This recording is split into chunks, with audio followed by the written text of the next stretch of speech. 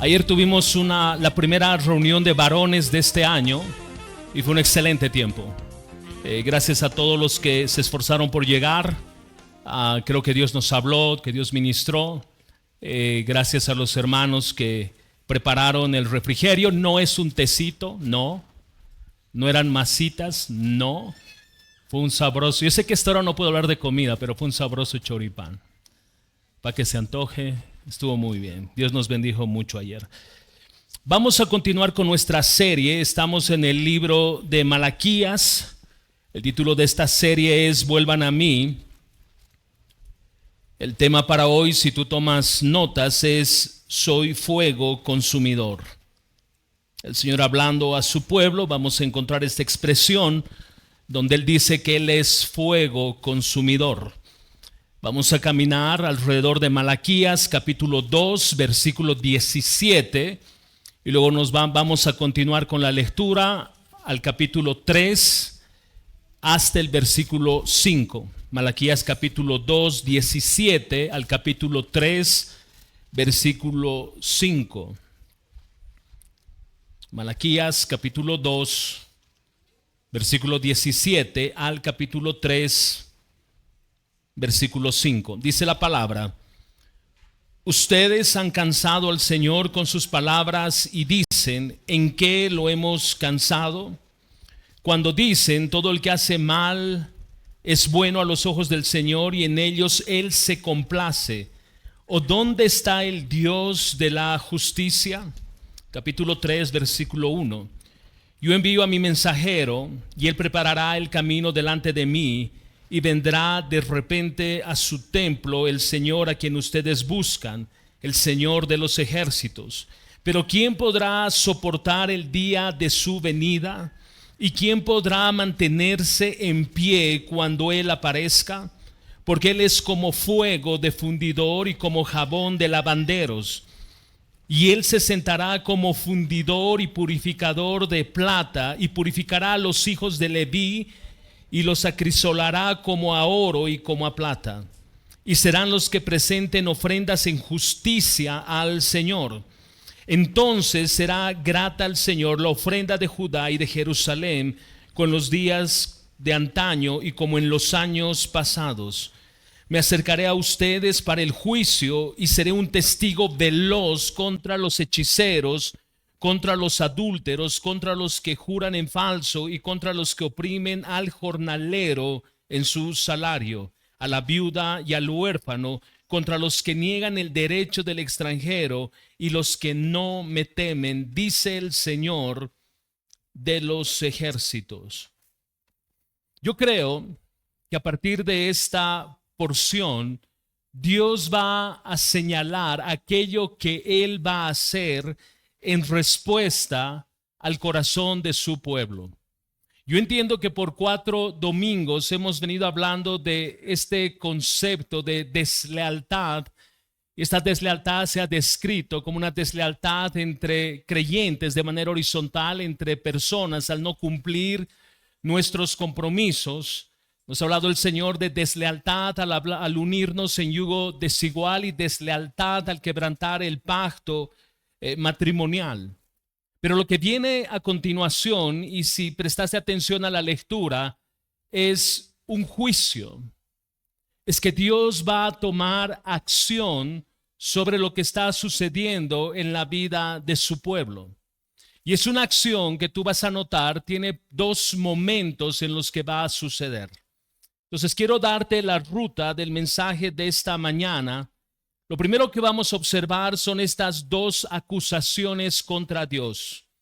Lo segundo que vamos a mirar es la respuesta que Dios da alrededor de 3 verdades que entiendo son contundentes. Lo tercero que quiero que observemos en este texto es el juicio de Dios.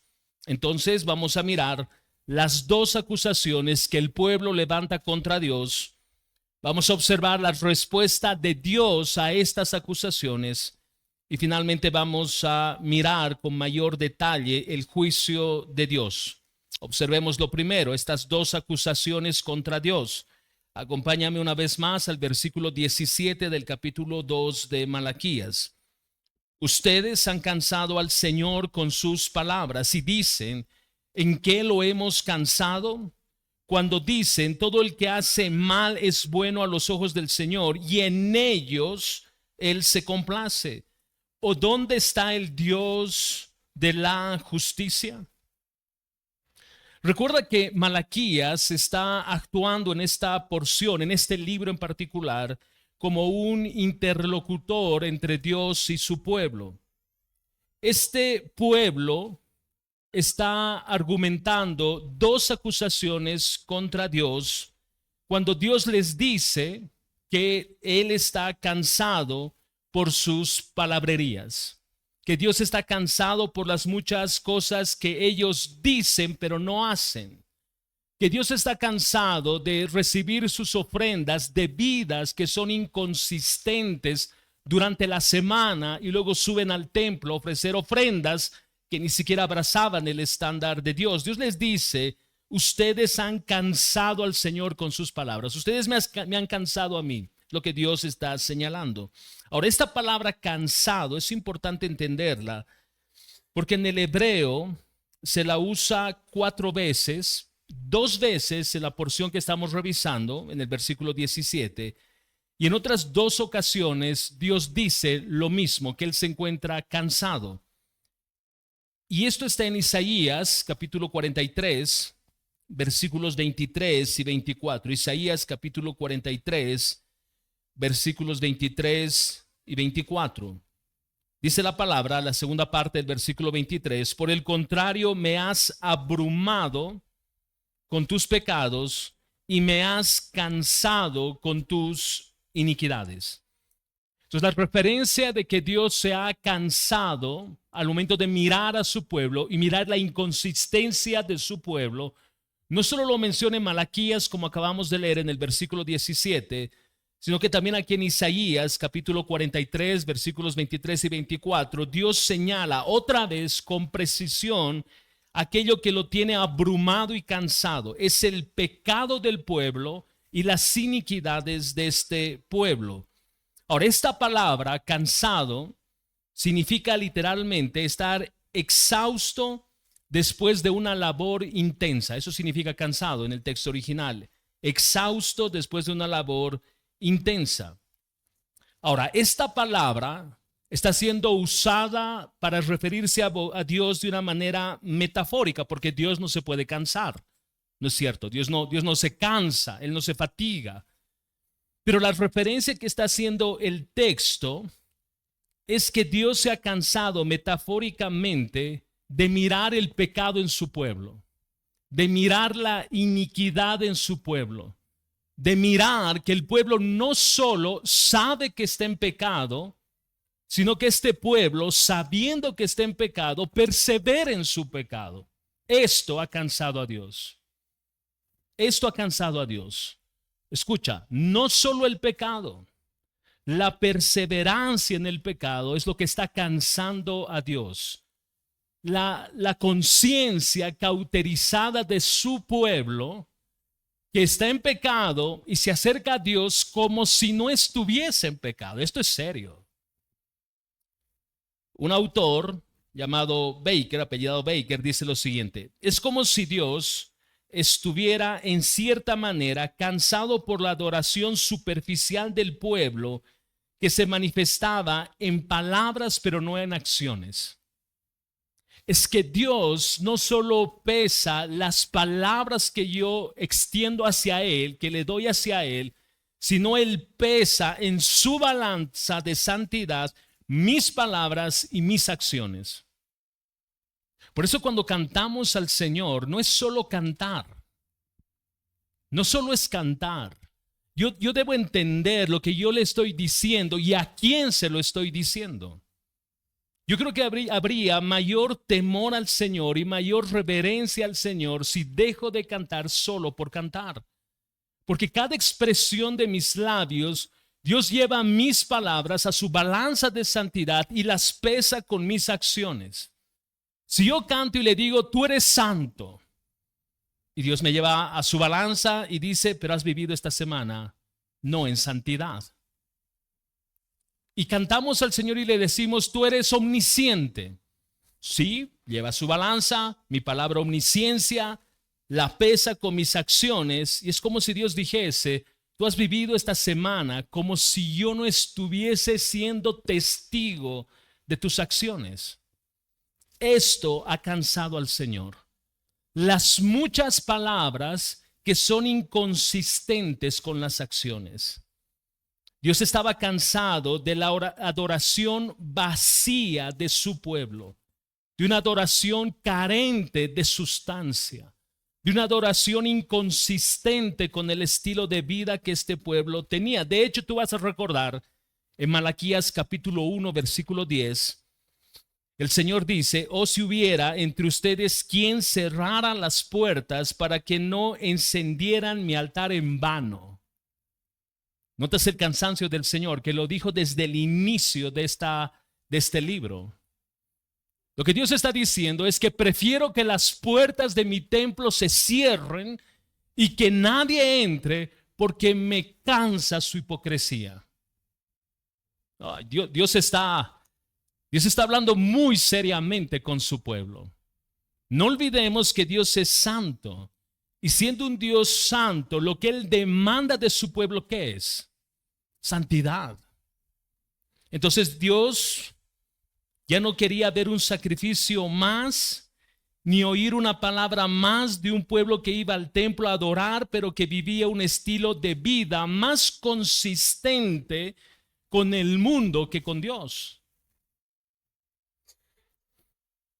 Entonces, cuando Dios afirma en Malaquías 2:17 que el pueblo lo tiene cansado con sus muchas palabrerías, y una vez más este pueblo refuta a Dios. ¿Pueden creer esto? Al Dios soberano, este pueblo se atreve a decirle, ¿de qué estás cansado? A ver, Dios, dinos, ¿qué es lo que te cansa? ¿Notas la hipocresía?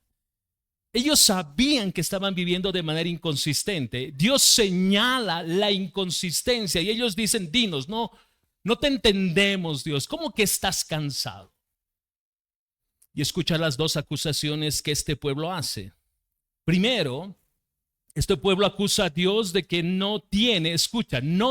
Dios no tiene un criterio para juzgar lo bueno o lo malo.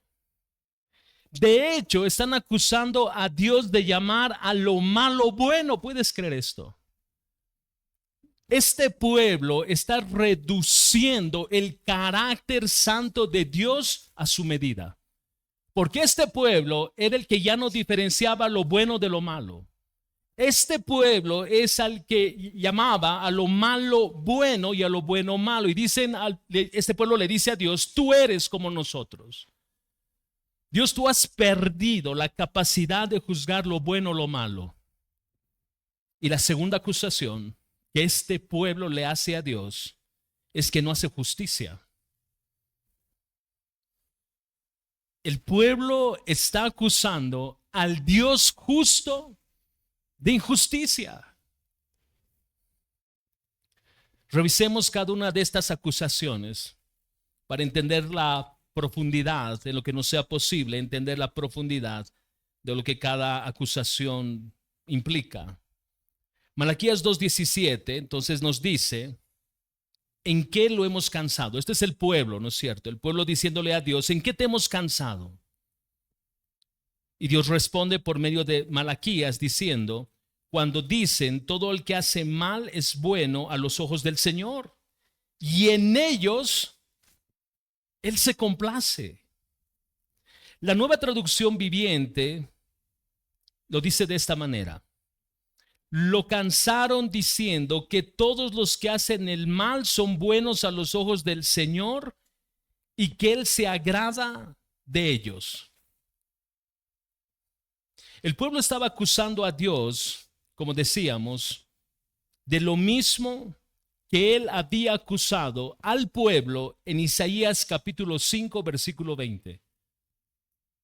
En Isaías 5:20, Dios acusa al pueblo exactamente de lo que ahora el pueblo se atreve a acusar a Dios. Mira conmigo Isaías capítulo 5, versículo 20.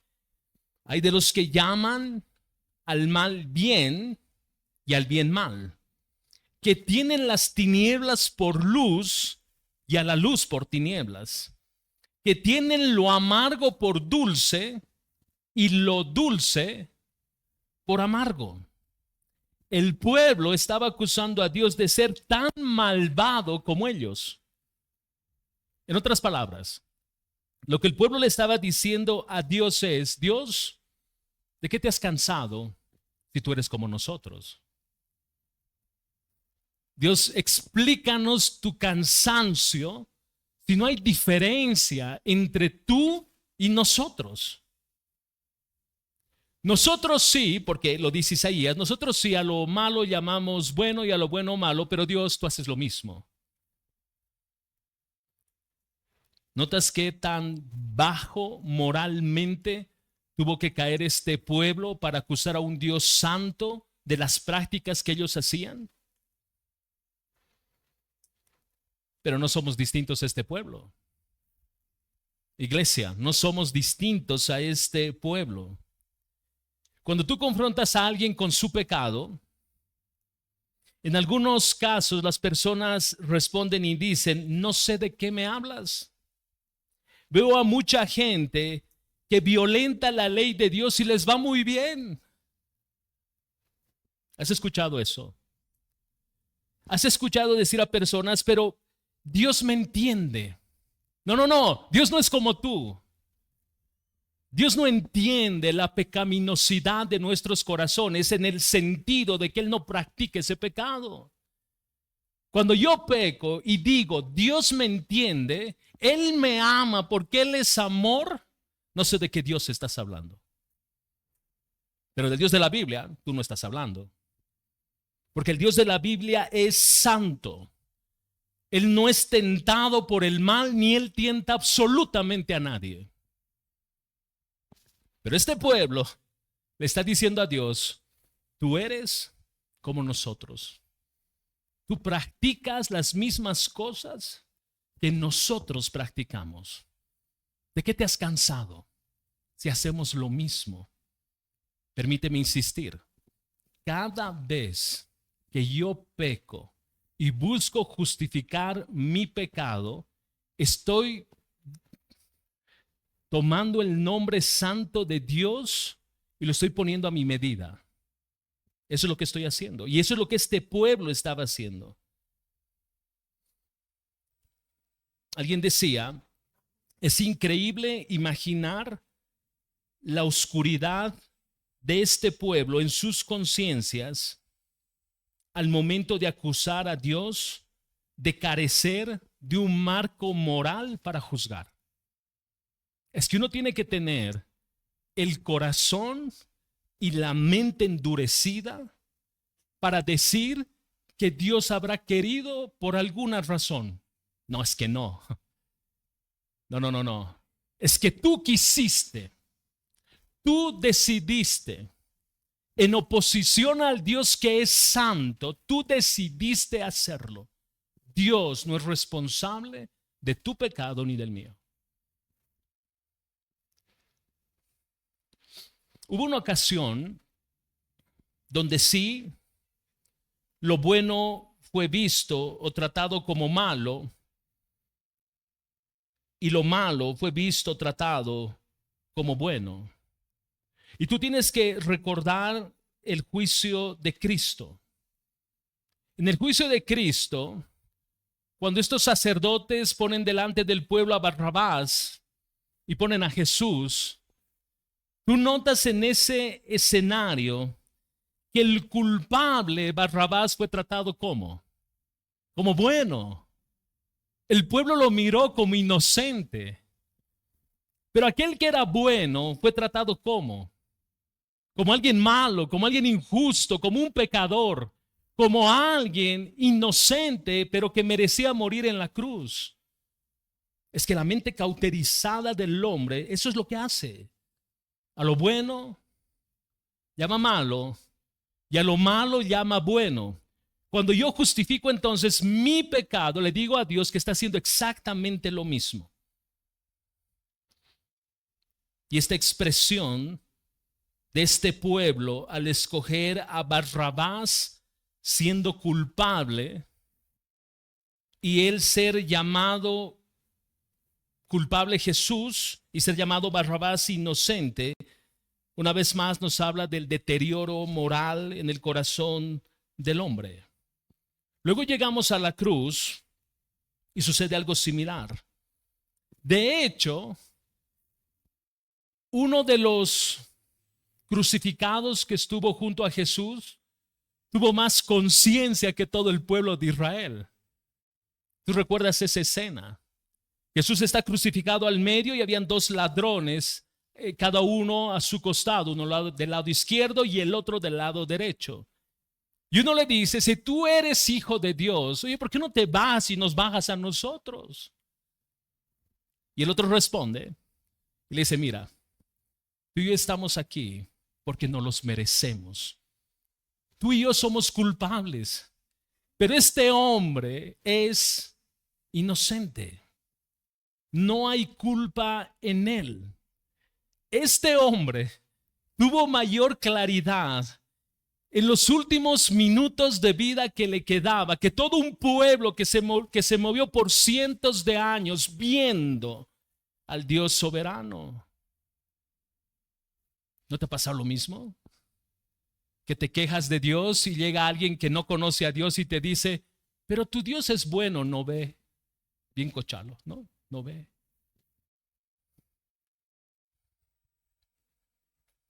La segunda acusación que el pueblo levanta contra Dios es que Él tiene un sentido diluido de justicia.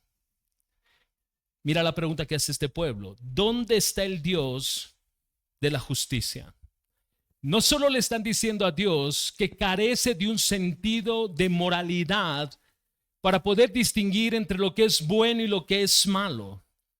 Este pueblo le está diciendo, como tú no sabes distinguir moralmente lo que es bueno y es malo, entonces te vamos a hacer una pregunta más.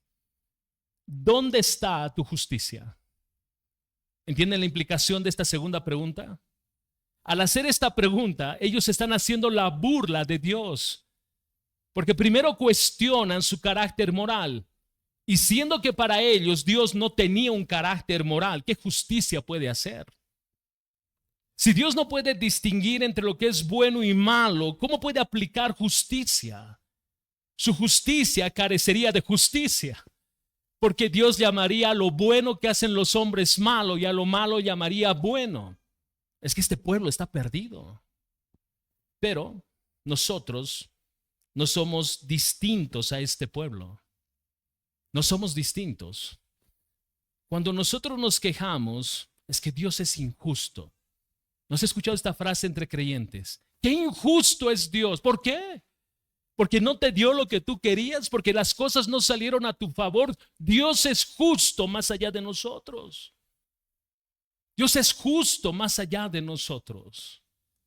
La justicia de Dios no está regulada por mis acciones, sino por su carácter que es santo.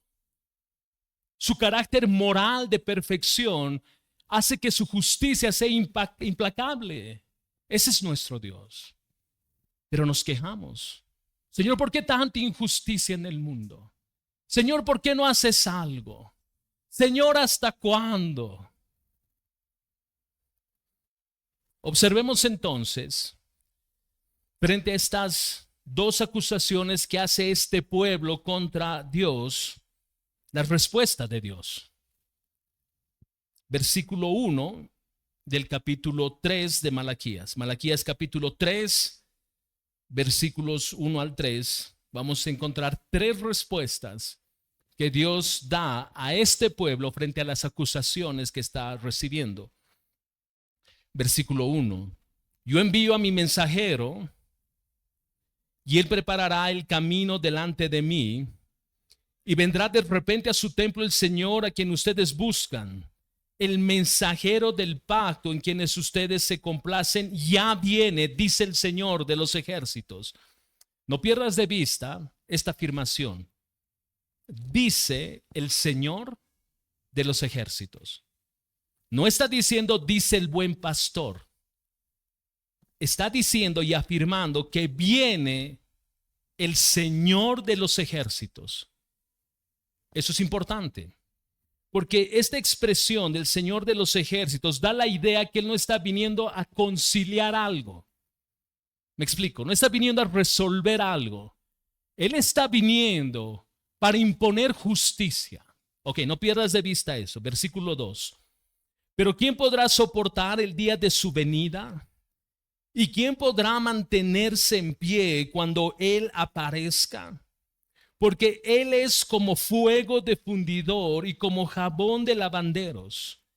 Y Él se sentará como fundidor y purificador de plata y purificará a los hijos de Leví y los acrisolará como a oro y como a plata. Y serán los que presenten ofrendas en justicia al Señor. Veamos la primera respuesta que da Dios a este pueblo. Dios está diciendo que Él va a enviar un mensajero y este mensajero va a preparar el camino. Una vez más, por favor, leamos el versículo 1. Yo envío a mi mensajero y Él preparará el camino delante de mí y vendrá de repente a su templo el Señor a quien ustedes buscan. El mensajero del pacto a quien ustedes se complacen ya viene, dice el Señor de los ejércitos. Este mensajero, en la descripción del texto, es alguien que va a preparar el camino.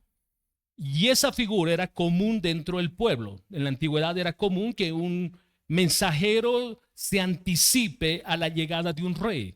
Y la razón de anticiparse era para proclamar, para anunciar que el rey viene de camino.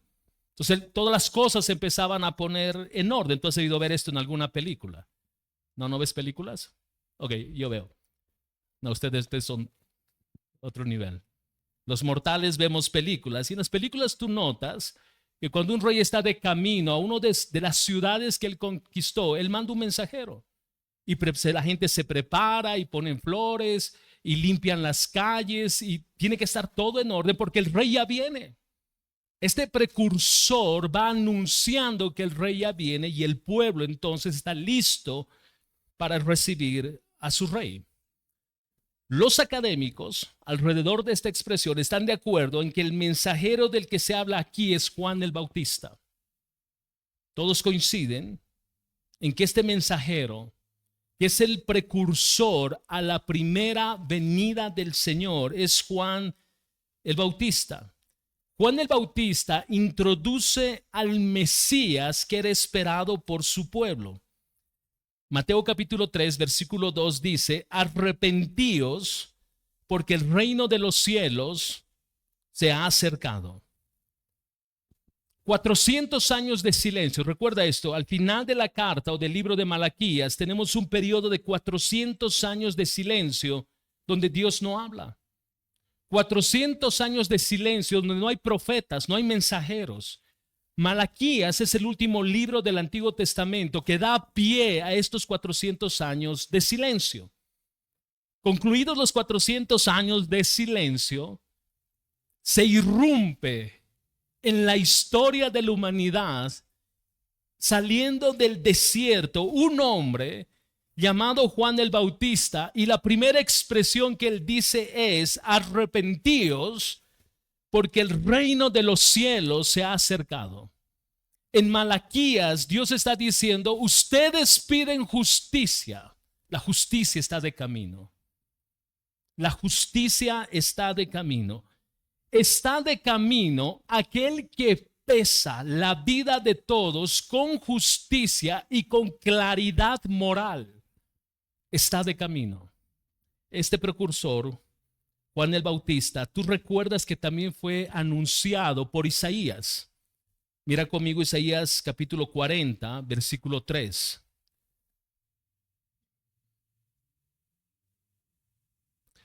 Isaías capítulo 40, versículo 3.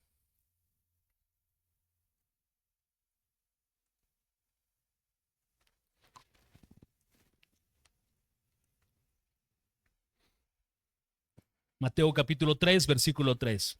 Hace eco de Isaías 43. Mateo capítulo 3, versículo 3, disculpen.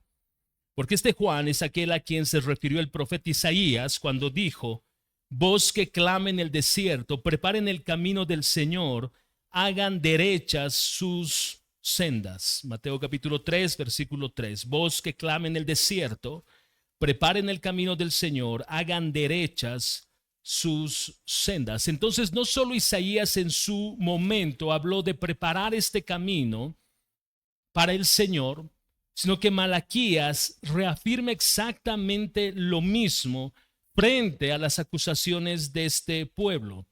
Recuerda lo que te dije que no pierdas de vista en Malaquías capítulo 3, versículo 1, que es el Señor de los ejércitos.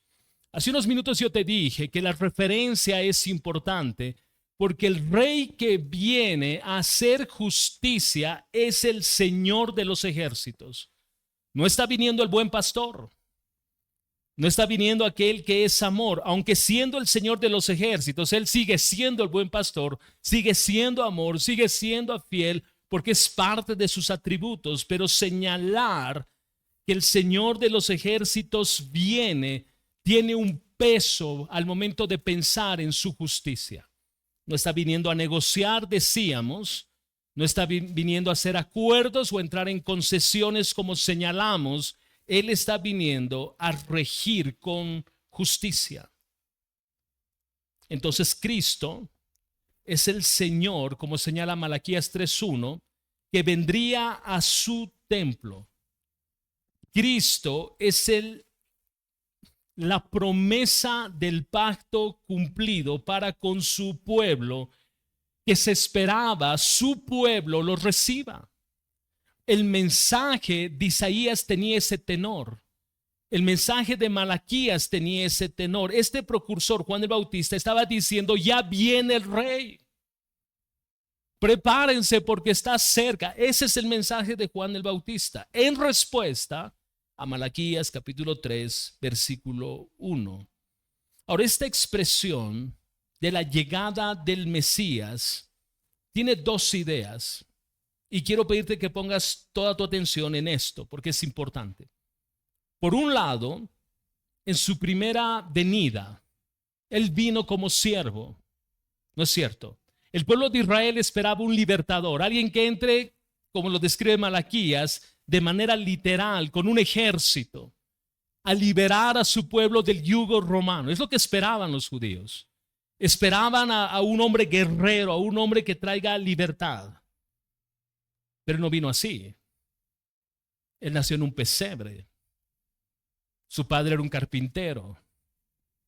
Vivió en la población más pobre de esa época.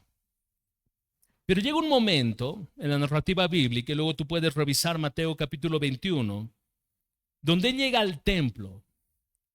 Y hay una expresión de Jesús cuando él señala que su templo lo han vuelto una casa ¿de qué?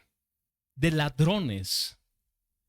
Esta casa, dice Jesús, debía ser llamada casa de oración, y ustedes la han convertido en una cueva de ladrones. Y lo siguiente que hace Jesús, simbolizando su justicia en ese momento como algo profético respecto a lo que iba a venir, es que Él echa a todos del templo. Él agarra las mesas de los cambistas y las tira, se saca, agarra su kimsacharani. Yo creo que desde esa época viene el famoso kimsacharani, y empieza a darles a los cambistas para sacarlos del templo, porque su templo se había convertido otra vez en cueva de ladrones. El segundo aspecto de esta venida del justo es una expresión que señala la segunda vez que Él va a retornar. Vino una primera vez y vino como siervo. Él vino a tomar nuestro lugar, a pagar el precio de nuestra salvación. Él vino, Él nació para morir. Él nació para ser colgado en una cruz. Esa es la primera venida del Señor. De hecho, Él guardó silencio durante todo el martirio que Él sufrió. No abrió su boca en ningún momento. Él no se quejó. Él vino a sufrir por ti y por mí. Él vino a pagar nuestra deuda por ti y por mí. Él vino a ser crucificado en tu lugar y en mi lugar. Esa es la primera vez que vino el Señor. Pero hay una segunda vez que Él va a retornar. Pero Él vuelve como rey. Escucha, iglesia, Él vuelve como Señor. Y cuando Él aparezca en aquel tiempo, no vendrá, escucha, no vendrá para traer salvación. Él va a volver para traer juicio. Permíteme repetir porque esto es importante. Desde el día que llegó a la tierra la primera vez, su muerte en la cruz, su resurrección, y Él asciende a los cielos, la gracia está disponible para salvación, para todo aquel que cree. Hasta el día de hoy su gracia está disponible. Hasta el día que Él regrese por segunda vez, hasta ese momento que Él esté para regresar, su gracia está disponible para salvación. Para todo el que cree, para todo el que se arrepiente y cree, su gracia está a disposición. Pero cuando Él regrese esta segunda vez, Él no viene como siervo. Él vuelve como rey y señor para implementar su justicia. Él trae juicio. Él trae juicio. A la pregunta de Malaquías 2:17, ¿dónde está el Dios de la justicia? ¿Dónde está el Dios de la justicia? Nuestra respuesta hoy 2025 es: el Dios de la justicia está cerca. Su justicia está más cerca que nunca. Nuestro llamado como iglesia, como creyentes, es el mismo llamado que recibió Juan el Bautista: arrepiéntanse, porque el Rey justo regresa. Arrepiéntanse, porque el Señor de los ejércitos, el juez soberano del universo, se acerca. Cuidado, porque si no te arrepientes, tu eternidad es lejos de Él, en un lugar que se llama infierno. Tú puedes creerlo o no. Tú puedes pensar que es real o no, pero lo que tú y yo pensemos o creamos frente a la realidad bíblica, que es absoluta, es que sí existe un lugar llamado infierno para todo aquel que no cree. Y este tiempo es de gracia. Pero la proclamación a la que hemos sido llamados, la proclamación de este evangelio es: sí hay gracia, pero se acerca el juez justo. Sí hay tiempo para salvación, pero se acerca el juez justo. Cuidado. La segunda afirmación de parte de Dios al responder a este pueblo frente a las acusaciones que le hace es que el Señor fue presentado por Juan el Bautista como aquel que vino y como aquel que volverá. Mira lo que dice Malaquías capítulo 3, versículo 2, la segunda parte. Pero ¿quién podrá soportar el día de su venida? ¿Y quién podrá mantenerse en pie cuando Él aparezca? Permíteme volverlo a leer. Pero ¿quién podrá soportar el día de su venida? ¿Y quién podrá mantenerse en pie cuando Él aparezca? Cuando el Señor de los ejércitos vuelva y juzgue a todo el mundo según su estándar de perfección. Escucha, según su estándar de perfección. Recuerda que la acusación del pueblo judío es: Señor, Dios, tú no sabes lo que es bueno.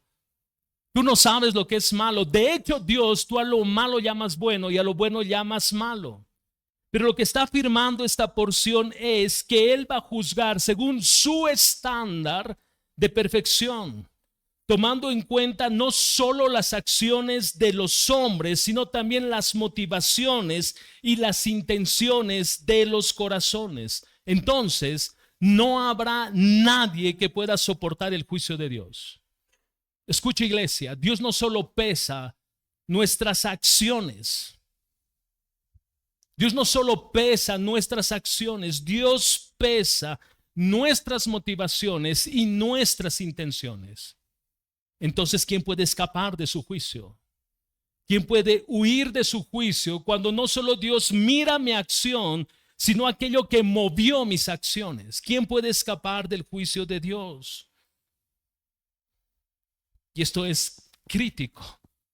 Lo que el pueblo de Israel está cuestionando a Dios es crítico, porque el tener a Dios como juez es que Él no solo juzga, escucha iglesia, Él no solo juzga los pecados públicos, sino también los privados. Dios juzga los pecados secretos.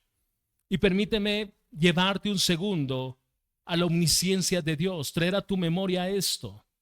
Dios es omnisciente porque Él sabe, conoce y entiende absolutamente todo.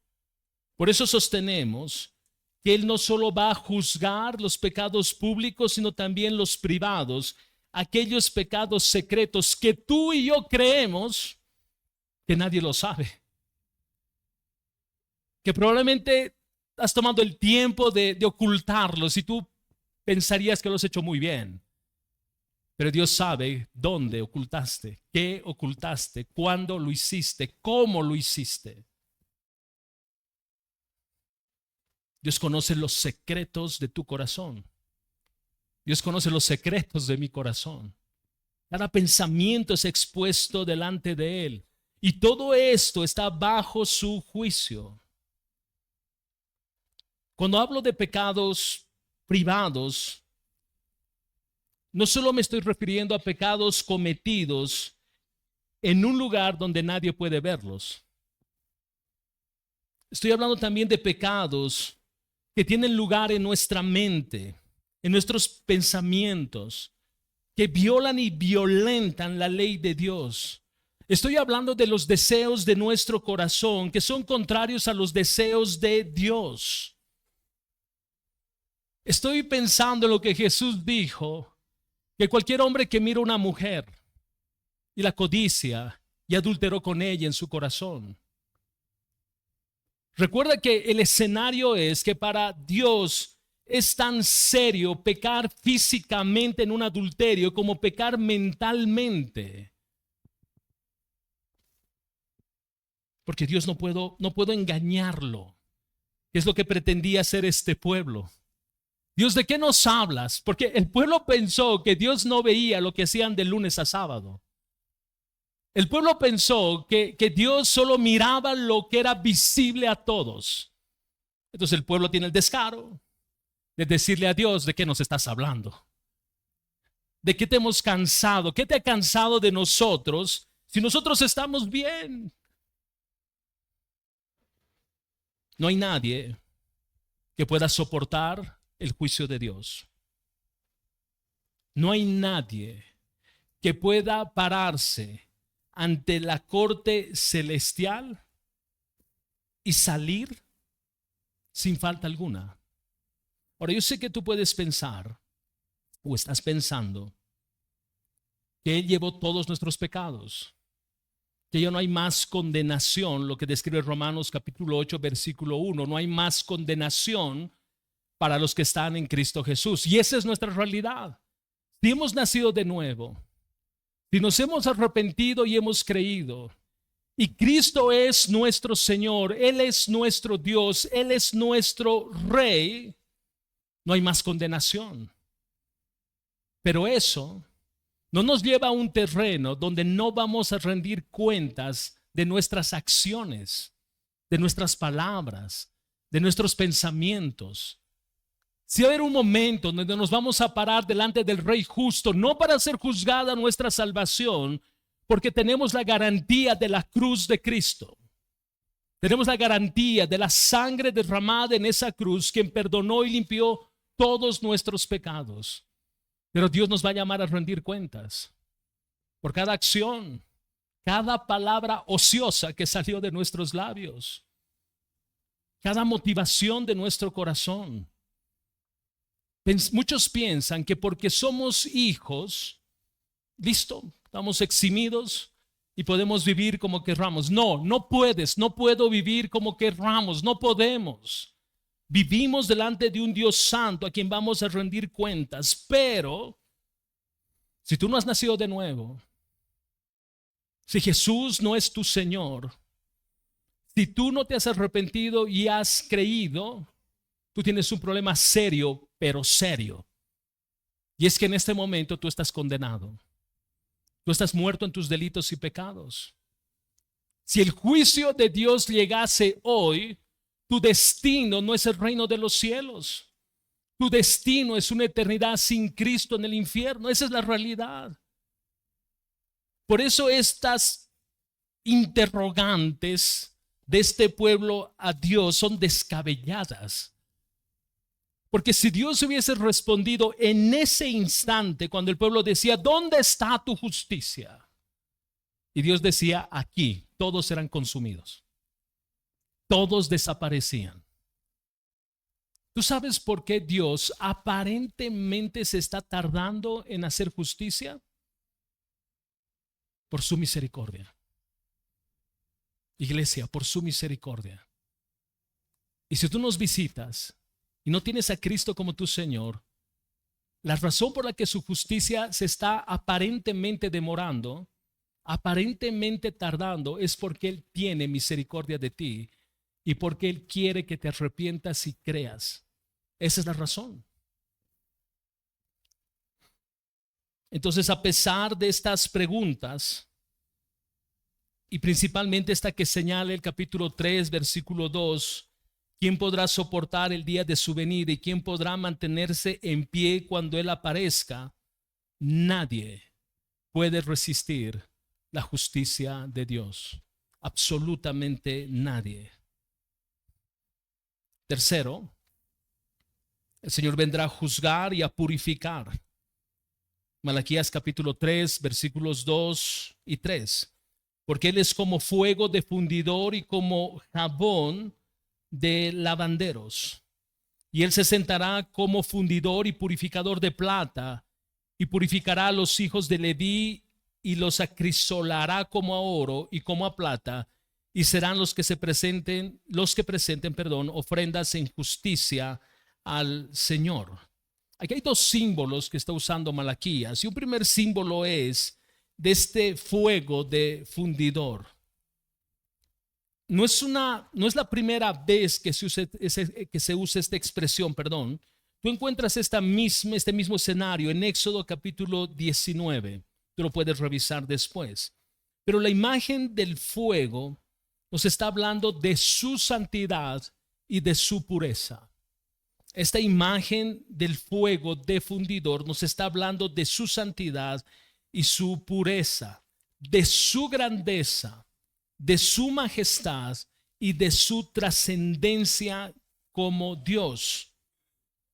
A la vez que Él es esto en atributos, lo que está diciendo es, porque yo soy santo, porque yo soy puro, porque yo soy majestuoso, yo purifico. Yo purifico. El fuego, tú sabes, lo que hace es eliminar las impurezas. Y para este pueblo, esta expresión de eliminar impurezas, el oro, la plata y refinarlos, no era algo ajeno. Ellos entendían que a mayor temperatura, todas las impurezas o contaminantes del oro, de la plata, se empezaban a notar en la superficie. Y lo que hacían estos hombres era retirar esas cosas impuras para que el material quede mucho más puro. Ahora, esto es interesante, porque siendo tú y yo hijos de Dios, lo que Él va a hacer con nosotros es purificarnos. Pero para purificarnos debe someternos a temperaturas altas de fuego para que esas impurezas se desprendan. Entonces viajamos al Nuevo Testamento y conversamos con Santiago y con Pedro y nos dicen, sí, la manera de Dios purificar a su pueblo es a través de las pruebas.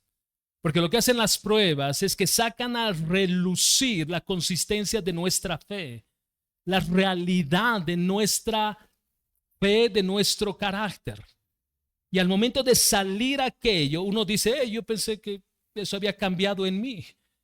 Porque una prueba revela lo que hay en nuestros corazones. Queja, molestia, nos enojamos, protestamos, cuestionamos a Dios y todas esas impurezas empiezan a salir.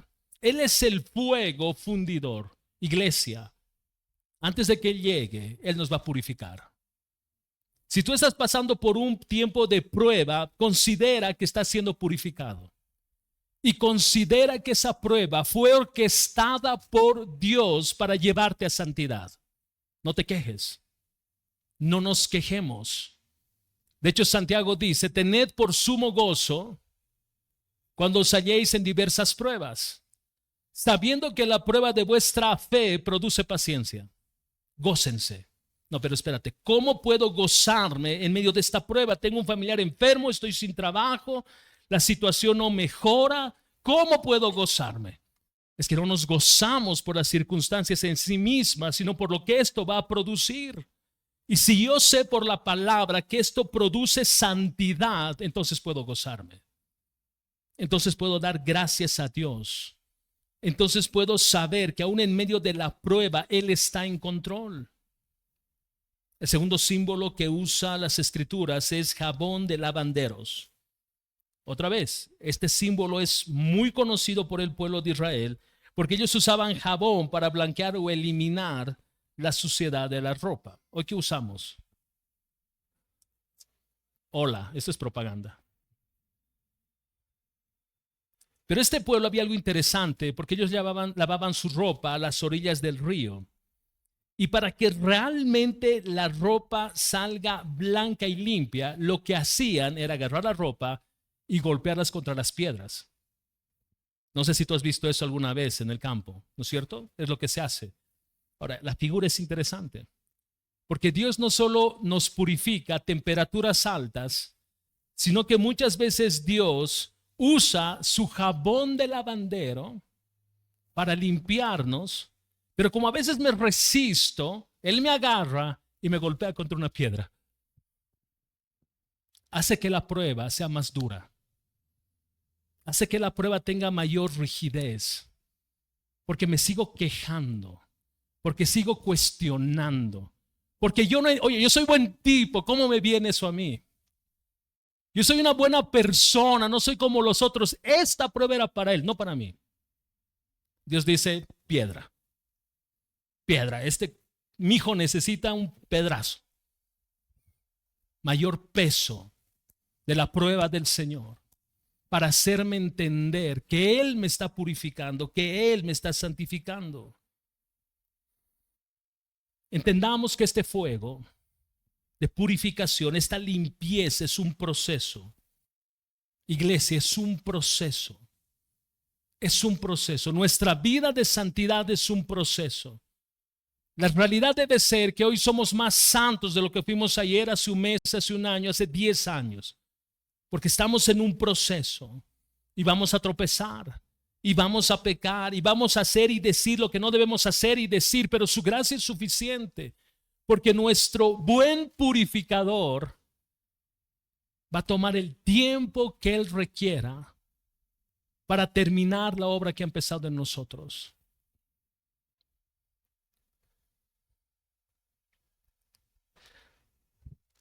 En el texto se ha señalado que este fuego purificador, este jabón de lavanderos, va a ser usada con los hijos de Leví. Y esa no es una frase aislada. Y quiero dirigirme a los líderes, a los ancianos líderes, cabezas de hogar en nuestra iglesia. Dios va a empezar por nosotros. Dios va a empezar por nosotros.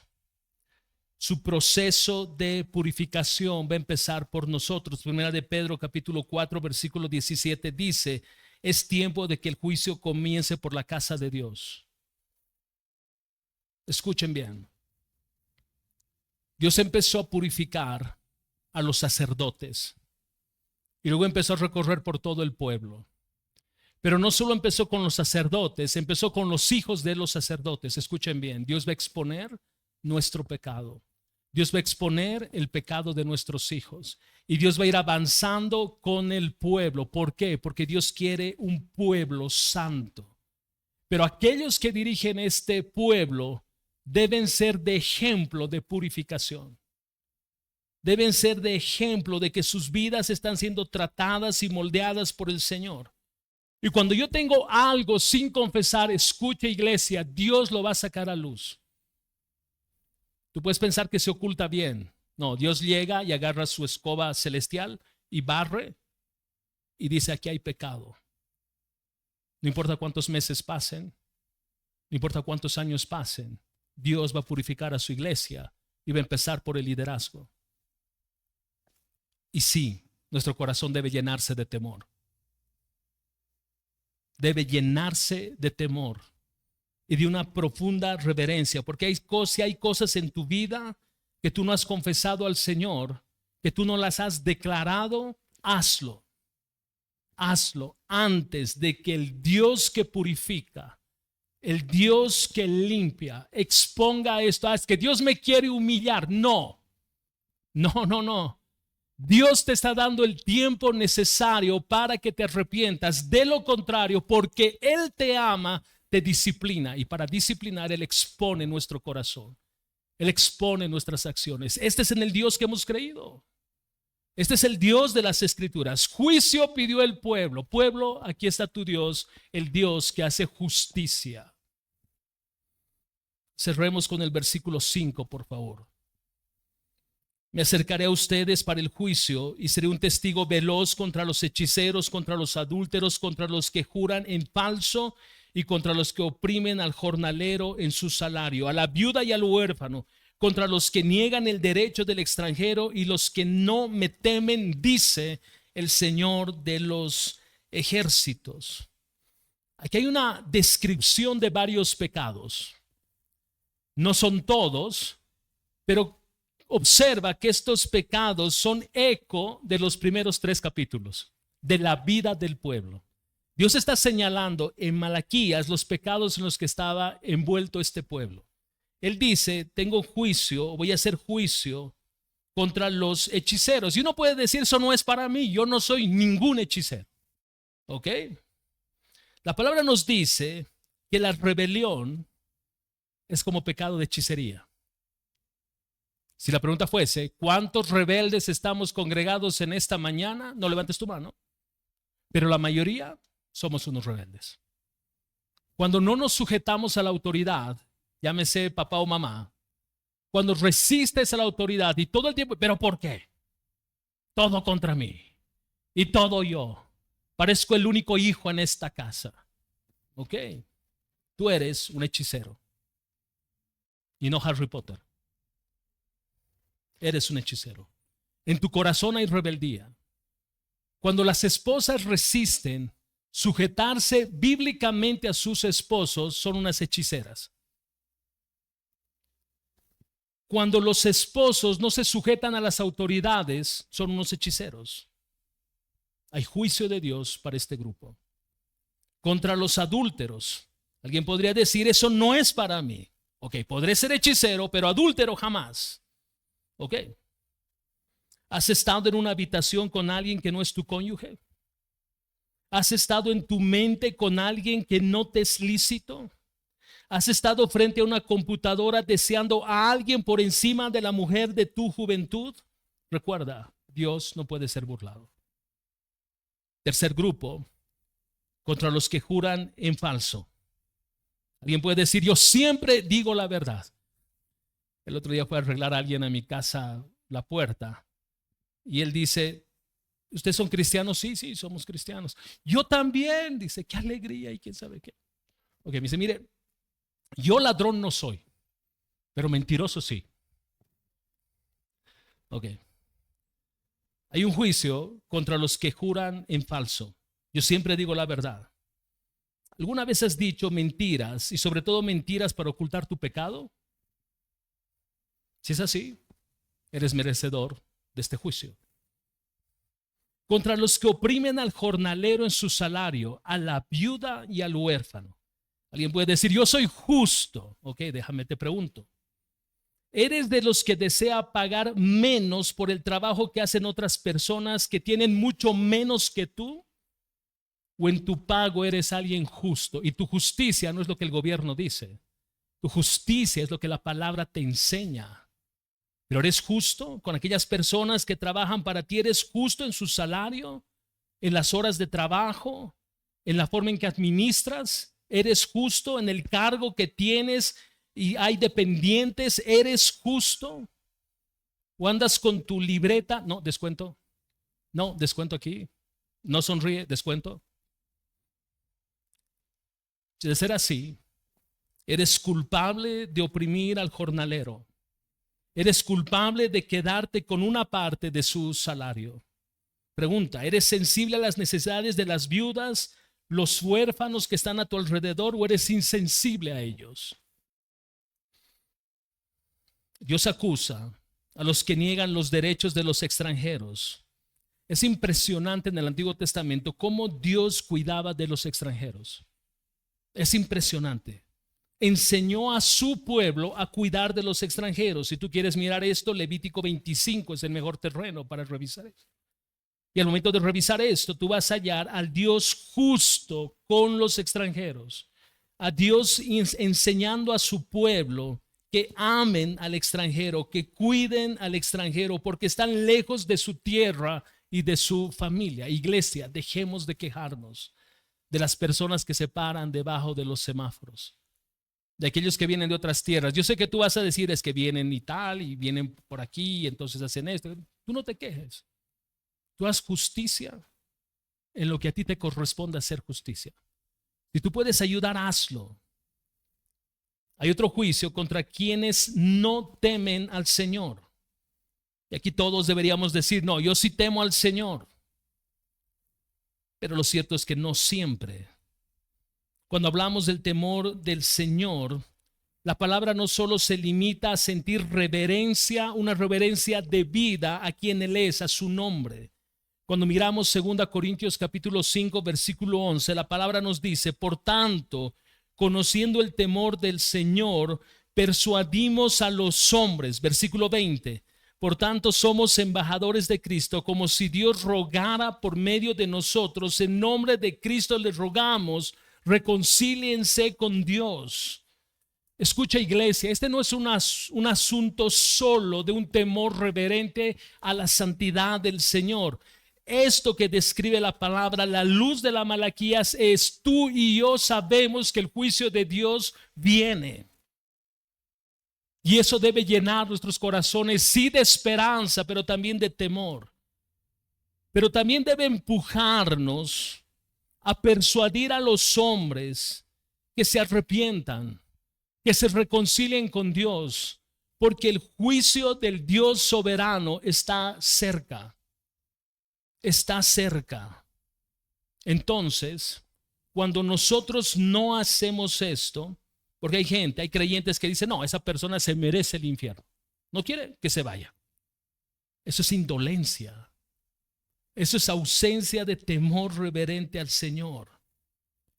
¿Cómo estamos, iglesia? ¿Cómo está tu corazón delante del Señor? Frente a esta descripción de Malaquías, que Él viene. Iglesia, Cristo viene. Él está cerca. Si tú eres creyente, ¿cómo estás viviendo a la luz de esta realidad? Porque tú y yo vamos a rendir cuentas al Señor.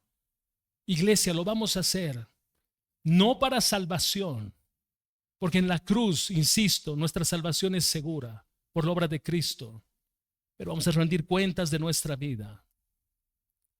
Permíteme volver a esto. Si tú nos visitas por primera vez o tú vienes un tiempo asistiendo a este lugar, pero tú no has nacido de nuevo, hacemos eco de las palabras de Pablo. Reconcíliate con Dios. El juicio del Señor se acerca. Reconcíliate con Dios. ¿Qué tienes que hacer para reconciliarte? Entiende que eres pecador. La palabra te declara muerto espiritualmente. La palabra te dice que no hay esperanza para ti fuera de Cristo. Arrepiéntete de tus pecados y cree que Él es Jesús, Señor y Dios. Y Él va a extender gracia para salvarte.